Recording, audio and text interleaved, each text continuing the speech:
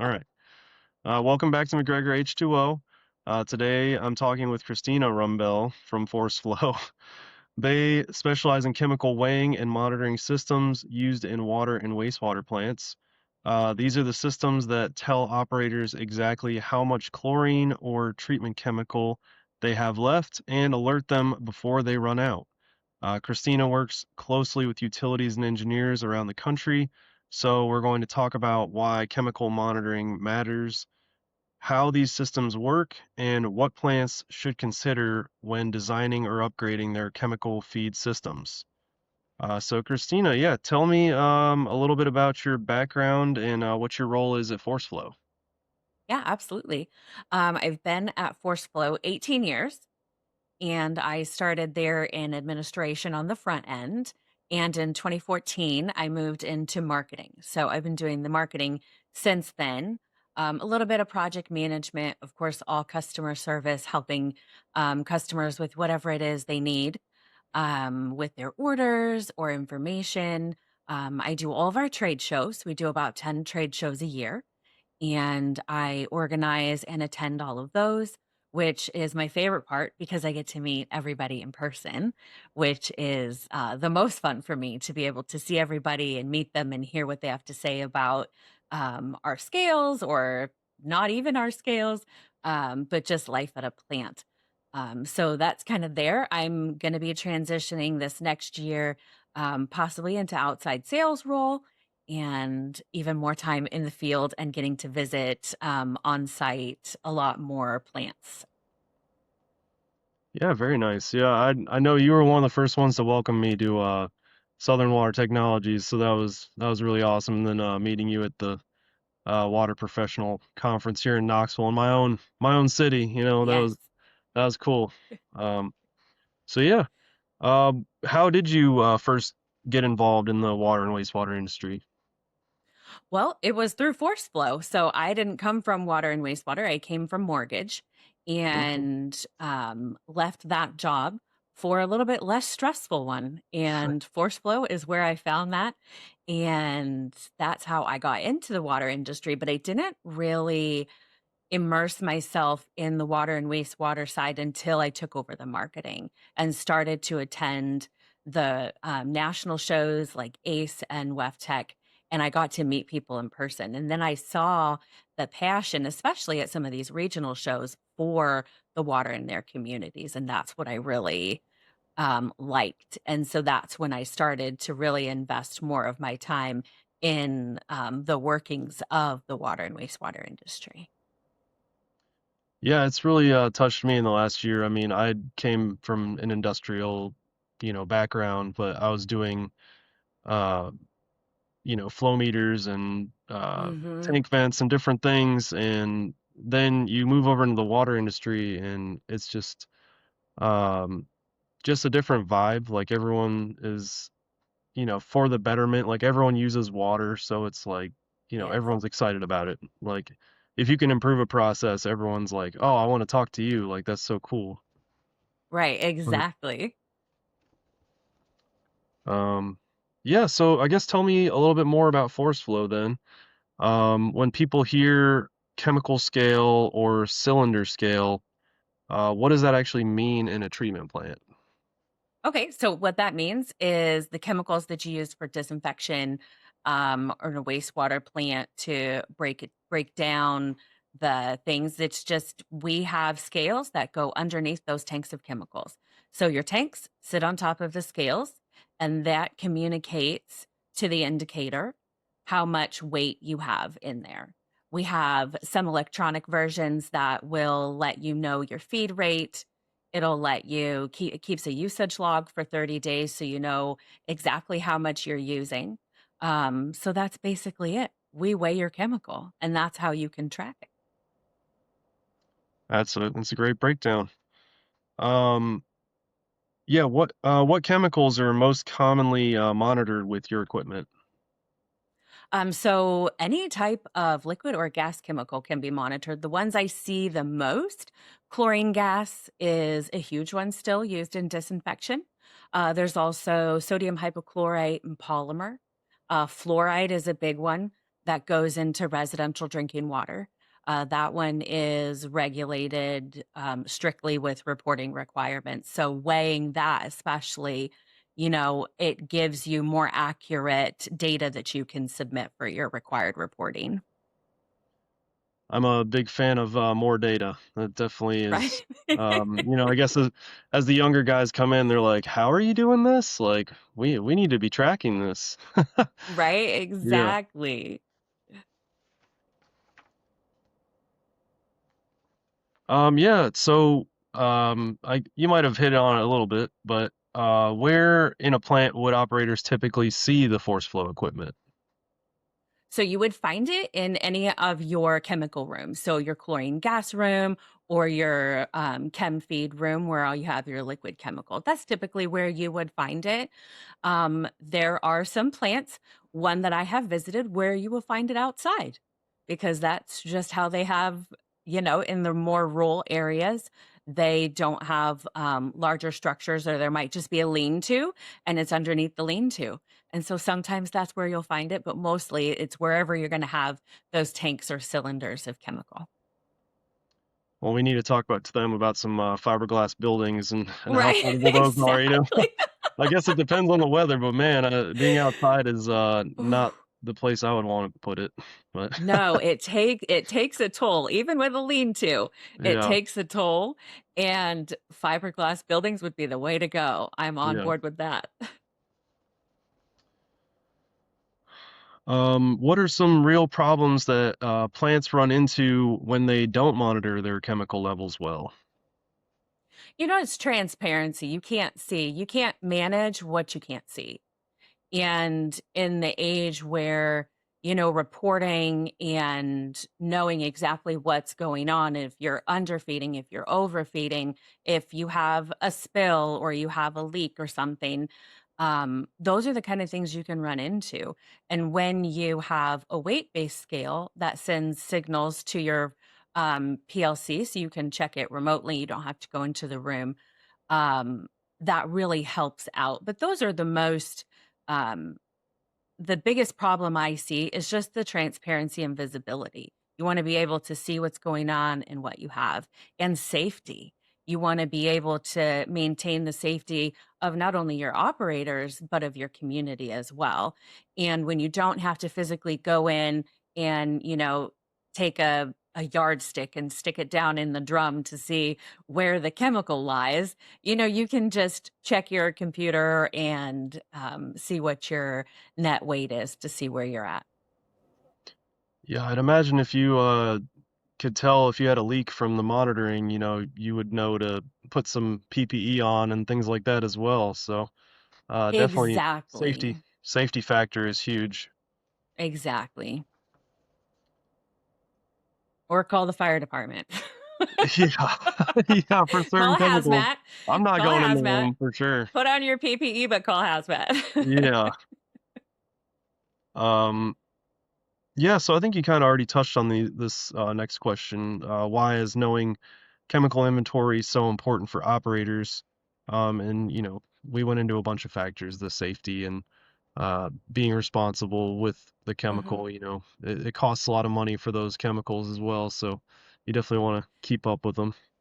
Yeah, it does, definitely. Even though it ranges from like 10 to $40 a gallon, with a lot of these chemicals, you're upwards of 40 to $50 sometimes a gallon for these chemicals. So definitely cost effectiveness to save your budget a little bit um, is also a huge factor.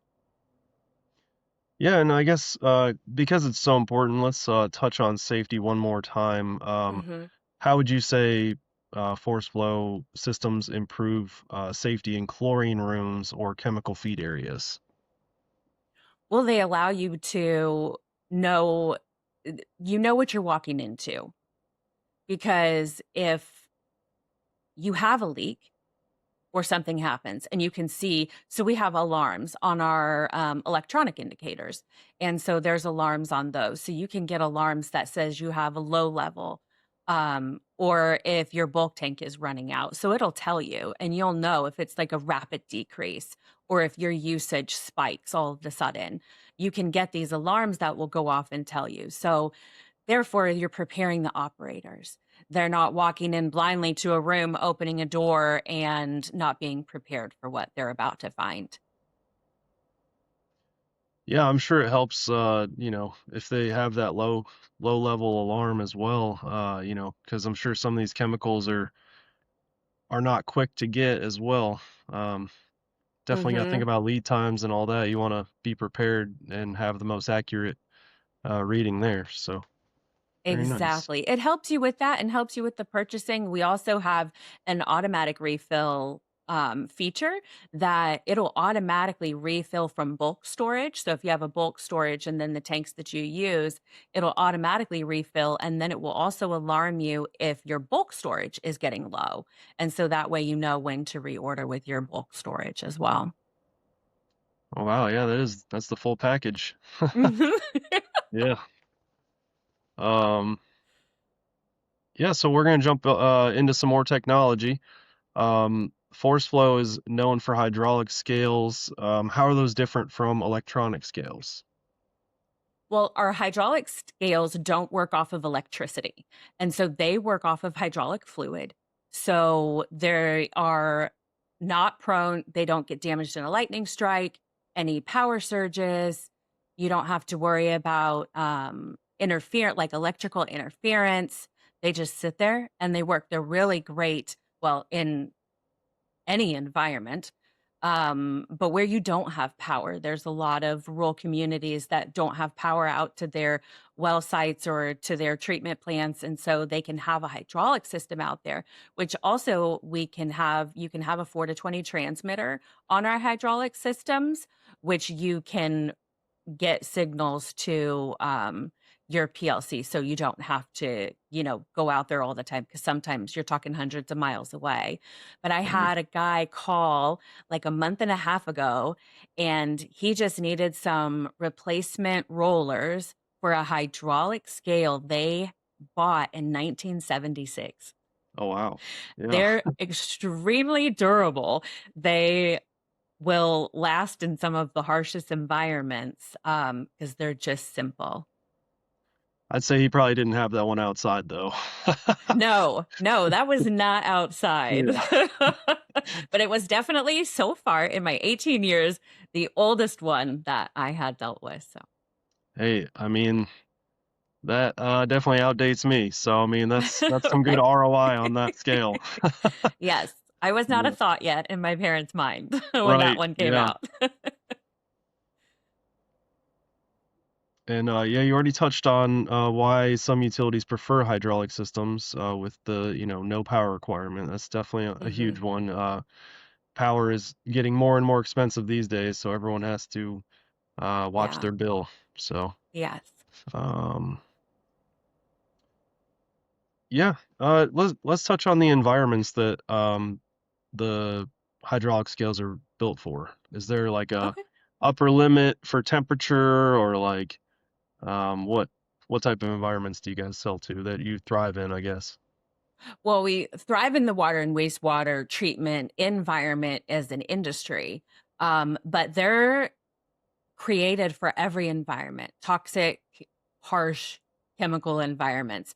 So, extreme heat, extreme cold, you're going to have fluctuations, you know, no matter what, when there's weather involved or floor stability involved, you're going to have fluctuations. That's why you protect your equipment, but they're created for those harsh environments.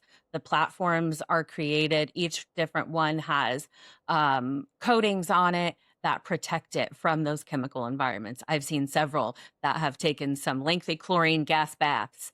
And, Mm, the load cell might need to be replaced, but that platform, you rarely will ever have to replace your platform if, unless we discontinue it, but that rarely happens.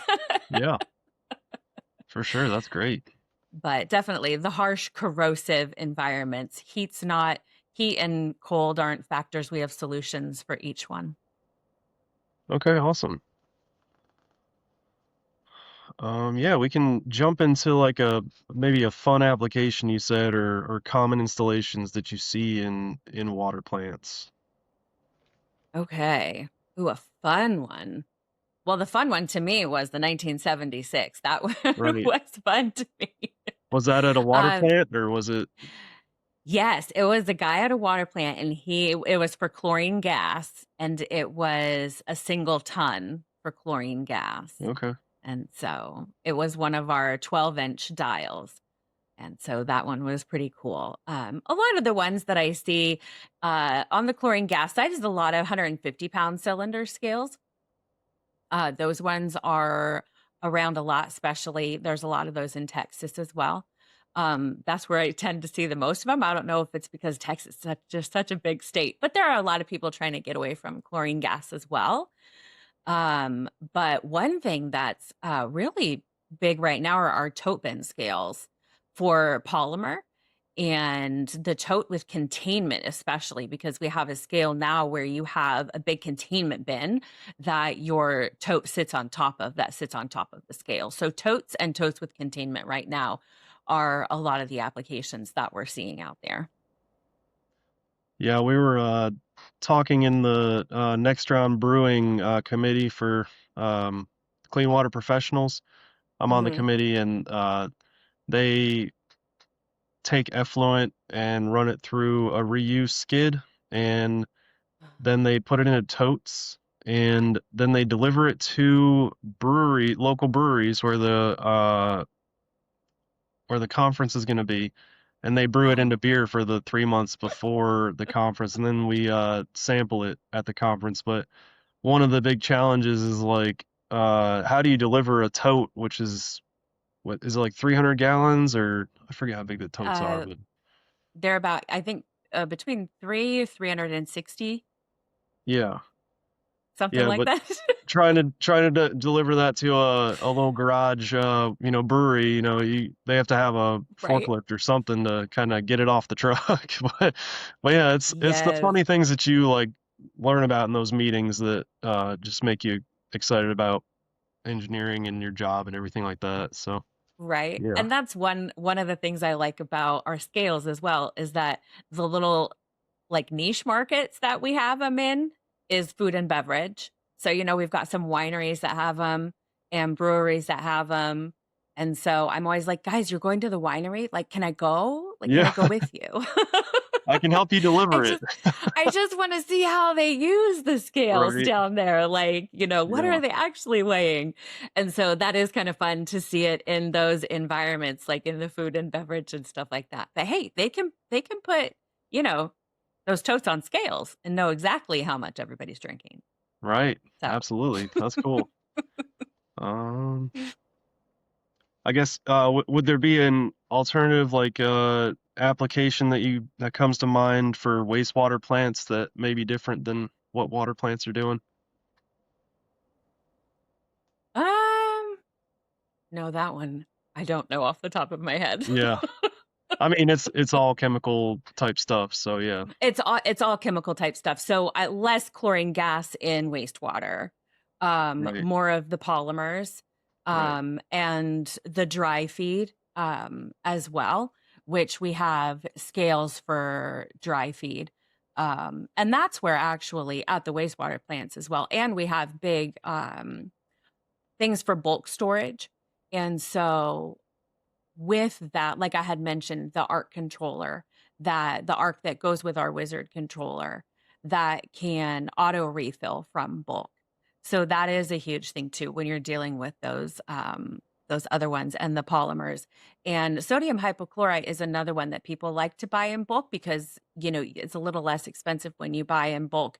And then we have a process where we have a piece of equipment that can actually dilute your high strength chemical down so you can buy chemical at a higher strength. And then we have a dilution system that you can run it through that will dilute it down for you. So there's a cost savings there as well. And also the safety with using. But those are the only differences that off the top of my head between the water and the wastewater treatment plants. No, I mean, hey, everyone likes to hear about cost savings, so that's a big Right. deal. So yeah, some stronger chemical and I guess what is that system called? It's called our Merlin dilution system. Okay. Yeah. I'll even have to look up that after this, get a little more details and write up a good LinkedIn post for that. So that'd be good. Yes, absolutely. I'll send you the information I have. Yeah. Yeah, are you seeing more interest in SCADA integration and remote monitoring? Yes, especially with safety becoming such a big deal these days. Um, the SCADA and the remote monitoring is huge. It's we even are getting it more on our hydraulic systems. We didn't used to get a lot of requests for it on our hydraulic systems, but almost most of the orders coming in these days are having 4 to 20s requested on them so that they can remotely monitor them. It's really important when it comes to safety and also sometimes staffing. You might not have the staff that can go out there every single time to check on something every day or twice a day. So at least you have that remote monitoring so it can alarm you if something happens. Or you can just check your net weights at the end of the day and not always have to have that manpower that goes out there.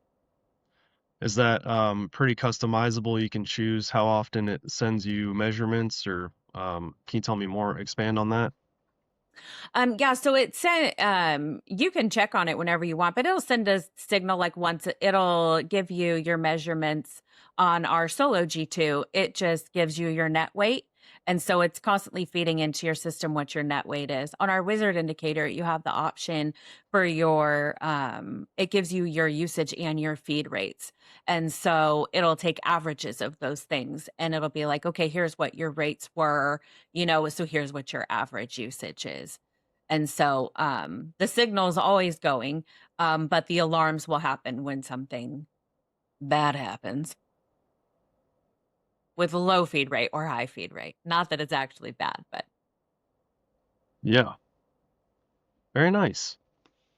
Um, yeah, so we'll just move on to everyone's favorite people, the engineers, Let's, when engineers design a chemical feed room, what should they keep in mind?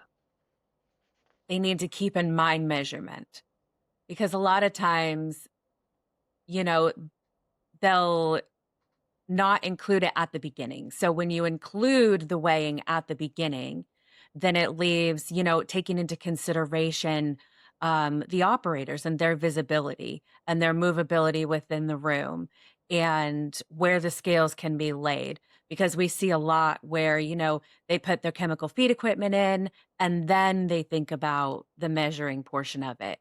And then it's just more complicated when you try to fit it into an area that's already been designed and built and maybe it's not going to fit now because this area isn't big enough for that platform or this platform. And so just considering the measurement and reporting part of it and the ease on the operators to deal with that equipment, that's my biggest suggestion at the beginning is just to make sure that you consider the monitoring aspect, so that it can be in the plans. It's ease of install when it happens. The scales go down, then your chem feed equipment goes in, and everything just fits seamlessly from there. You definitely want to be able to use the equipment. So Yes. the operators are definitely the most important people when it comes to that. Yes. You want the system to be usable.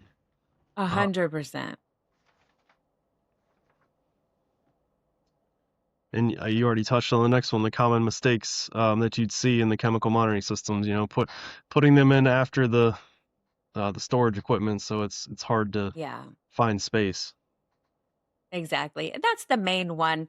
That's just it. You just when you're planning something, you don't always think about, oh, okay, so when it's done, like how easy is it going to be to do this, this, and this? So, yeah. Right. Um, in your opinion, what would the easiest upgrade at a plant be to improve chemical visibility? Putting in way systems where you don't have them. So just look around if you have, if you've got your yardstick or your Sharpie that you're using to measure where your chemicals are at, think about putting in a weigh system. Think about putting in a scale underneath of that. So that will help with your visibility. You can see what chemicals you actually are using on a daily basis. My yardstick's pretty good though, you know. I've used Right? it. I've used it a lot. They No. really, really like the yardsticks. Yes. That's why they give them away at these trade shows, Oh, that's you actually a know? really good one. Yeah. It is. I have yet to lay my hands on one. They're always usually gone. Right. So, but Hey, that's good to think about.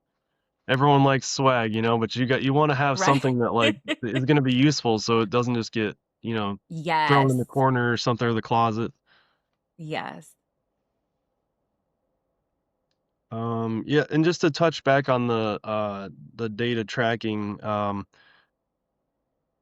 it you said it just constantly monitors the weight, but is Mhm. there data tracking capabilities that you guys offer in like a software or automation? So the wizard indicator, we have two electronic indicators. We have three electronic indicators. I apologize. So we have one that's strictly for hypo. So our hypo track indicator, it has a lot of different recording possibility, like tracking things that it tracks specifically for hypo. So Okay. if that's an area you want to go, it's a good one to look into because it tracks specific things only for hypo. The Solo G2 just gives you your net weight. And but the wizard indicator is where you get into more of the advanced options because you can have up to 12 relay alarms on that one.